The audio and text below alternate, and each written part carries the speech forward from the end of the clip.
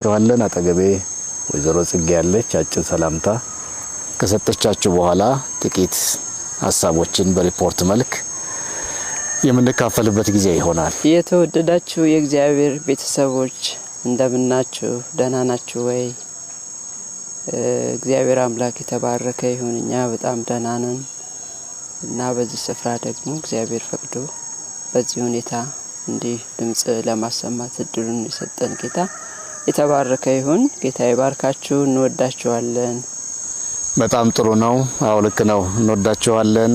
አሁን የምንገኝበት ግቢ በሲዳማ ክልል በታሪካዊቱ አለታ ወንዶ ከተማ የኤስአይኤም ሚስዮን እንደዚሁም ደግሞ የሲዳማ ክልል የእምነት አባቶች መነሻ ከሆኑ የሚስዮኑ ማረፊያ የእምነት አባቶች መነሻ ከሆኑ ቦታዎች ሁለተኛው እንደሆነ ሰምተናል። እዚህ ሆማቸው የሚባል ጥቂት 15-16 ኪሎ ሜትር ወጣ ብላ የምትገኝ ከተማ አለች። እሷ የመጀመሪያ ናት ተብለናል።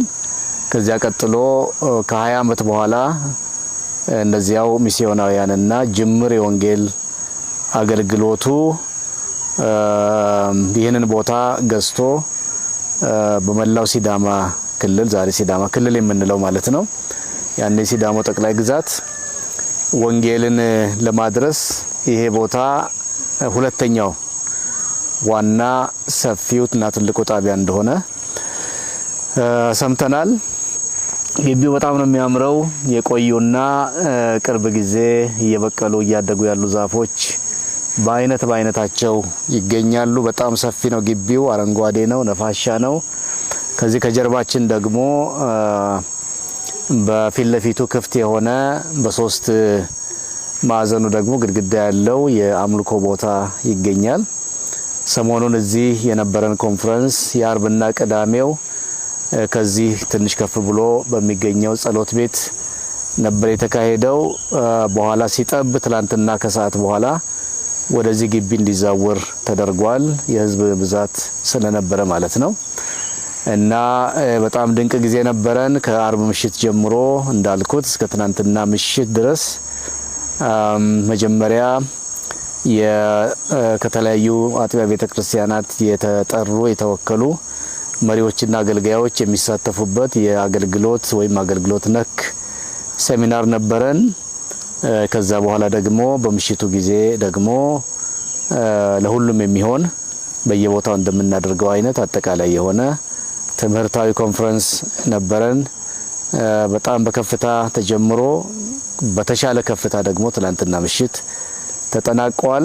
የአገልግሎት አጋሪና ወንድሜ የሆነው ተስፋዬ ጋቢሶ መጋቢ ተስፋዬ ጋቢሶ አብረን ነበርን።